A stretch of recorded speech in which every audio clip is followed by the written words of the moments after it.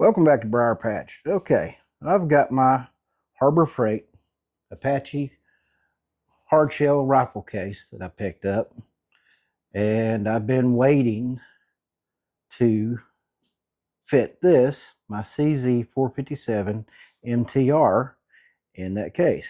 It did not start off as an MTR. It started off as a synthetic. Originally came with a synthetic stock and a skinny barrel, but I got that because it had a threaded barrel.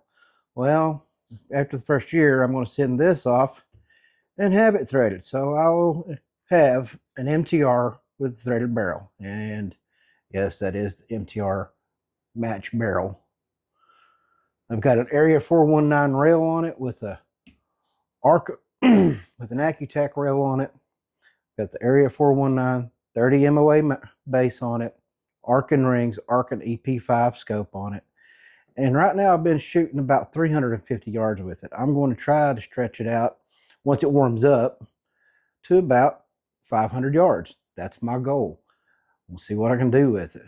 But I figured I would take you along and show you the process of fitting the rifle into the case, because it is a pick and pull foam case so that you can form it exactly to your rifle. Okay, I've got my rifle set up here in the case. I'm going to show you the process of what we need to do to get this laid out. You want to figure where you want your rifle at, laid at exactly in the case. All right, all your accessories, magazine, bipod, which if you're looking at one, you cannot go wrong with the Accutac. That thing is built like a tank. All right. If you want to put any other accessories, make sure you leave enough space that you can mark them and pluck and pull these little individual squares out exactly where you need it. I'm going to take my Sharpie and I'm going to trace around everything exactly. I'm going to pause the video, get it traced out, and we'll come back and I'll show you how easy it is to pluck and pull all this foam out. Okay, I've got this one partially picked. I'm about halfway through with it. I've got a spot for my suppressor. It's a little loose. Probably should have left one more in there, but once it's closed up, it won't matter.